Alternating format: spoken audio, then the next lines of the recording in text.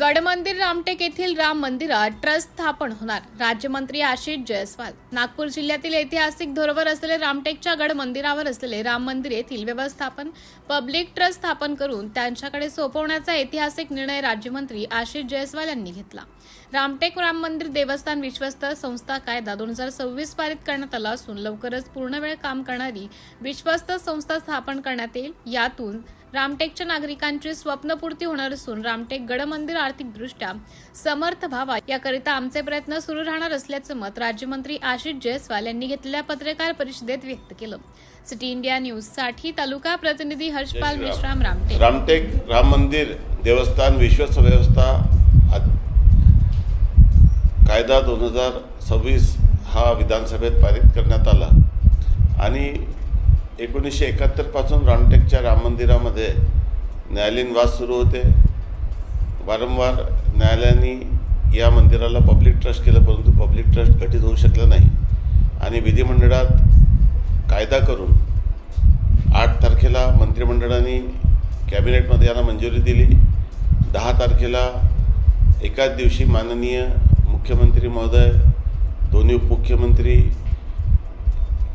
माझी स्वाक्षरी सोबत चीफ सेक्रेटरीची स्वाक्षरी होऊन तो विधानसभेत आणि विधान परिषदेत मांडण्यात आला आणि त्याला मंजुरी दिली.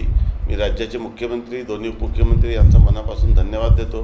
आमच्या विभागाच्या टीमने यात खूप मेहनत केली आणि त्यांच्या या परिश्रमामुळेच या अधिवेशनात हा कायदा पारित होऊ शकला आणि लवकरच रामटेकमध्ये एक पूर्ण वेळ काम करणारी एक विश्वस्त व्यवस्था ट्रस्ट या ठिकाणी व्हावी आणि यातून रामटेकच्या लोकांची स्वप्नपूर्ती व्हावी आणि रामटेकचा मंदिर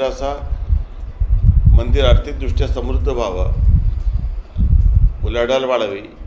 आज मंदिराच्या ट्रस्टच्या अकाउंटमध्ये पैसे नाही आहे, पण तो निधी देखील करोडोच्या स्वरूपात तो जमा झाला पाहिजे यासाठी आमचा प्रयत्न राहणार आहे आणि मला विश्वास आहे की प्रभू रामचंद्राच्या आशीर्वादामुळेच मला हे काम करता आलं आणि त्यांच्याच आशीर्वादाने या मंदिराचा पूर्णपणे लवकरात लवकर याचा कायापालट करण्यासाठी माझा प्रयत्न आहे आणि जे काही विघ्न होते त्याचे 3 विघ्न प्रामुख्याने होते. एक फॉरेस्टची होती, ती अडचण आपण दूर केली. पुरातत्वाची अडचण आहे, ती दूर होण्याच्या मार्गात आहे आणि कोर्ट रिसिव्हर असल्यामुळे अनेक अडचणी येत होत्या आणि फुल टाईम डेडिकेटेड अधिकारी नव्हता, परंतु आता एक उपविभागीय अधिकारी दर्जाचा अधिकारी रामटेकमध्ये डेडिकेटेडली काम करेल. त्यातून निश्चितच रामटेकच्या लोकांची स्वप्नपूर्ती होईल